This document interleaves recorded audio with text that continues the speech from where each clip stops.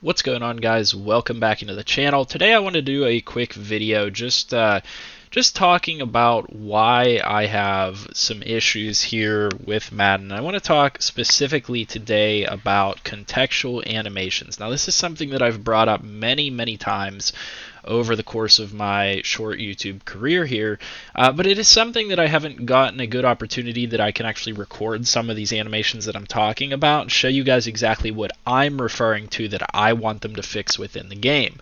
And so I had this happen in today's game. I want to go ahead and analyze this replay and give you guys a good idea of exactly what I'm looking at in terms of wanting them to fix certain things within Madden, especially referring to contextual animations. And so I'm going to run this play one time, just full speed through, and I'll see if you guys can notice what I'm talking about here.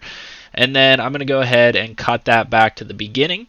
And actually, I'm going to take this through, basically frame by frame here and show you guys exactly what I'm talking about. This is what I have an issue with. The blocking up front's fine. I don't have too much issue with him bouncing off his lineman. He makes contact and he's falling forward. That's great.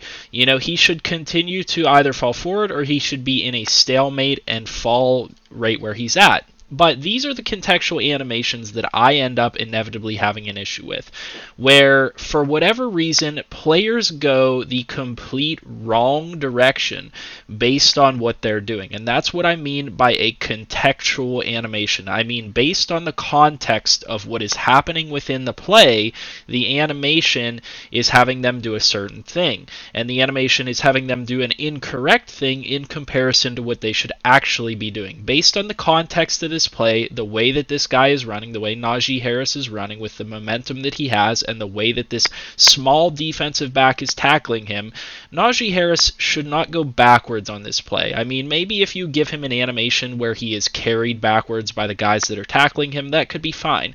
Or he falls down where he's at on a tackle, or he falls forward.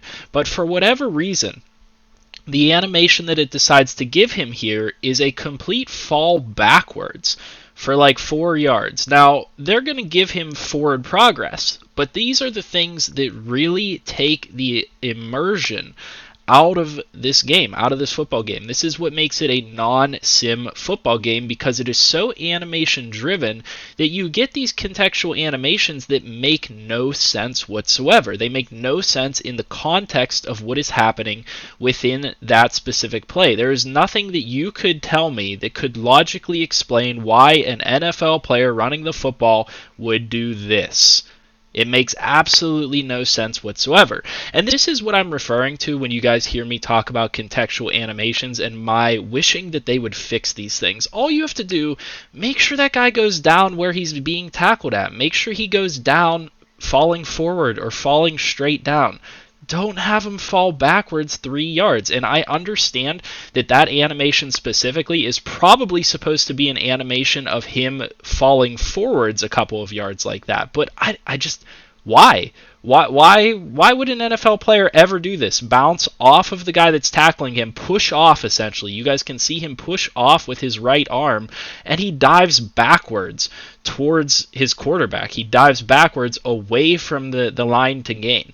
It just doesn't make sense. These are the things that I really hope that they fix within Madden. This is something that is huge on my actual gameplay list of things that I want them to fix gameplay-wise, because this is something that, in my opinion, I can't imagine it being all that difficult to code it into the game. Just code it so that guys don't go backwards for no reason whatsoever. There has to be some type of code there where you input a hard stop and say, look, this guy's not allowed to go backwards from the point of contact where he's at right now.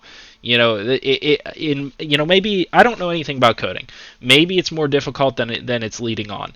But to me, this doesn't seem like a situation that should happen, and this only happens because of poor animations, and not coding them to happen in the correct direction. I don't care if he does that sideways. I don't care if he does it forward. I don't care if he does it sideways. I don't care if he just straight up falls to the ground here. But man, does it kill the immersion of a football game here whenever this guy just inexplicably dives backwards. And you know, to avoid rambling on and on and on about this, you know, I'm just going to cut this video here. I think that that's about all I wanted to go over in today's video, and this is going to be on my gameplay wish list for Madden 22, but I wanted to make a specific video dedicated to this whenever I could find you know, a clip to actually really demonstrate what I was talking about. So hopefully you guys agree with me there. You know, let me know if you disagree. You know, whatever your opinion is, leave it down in the comment section.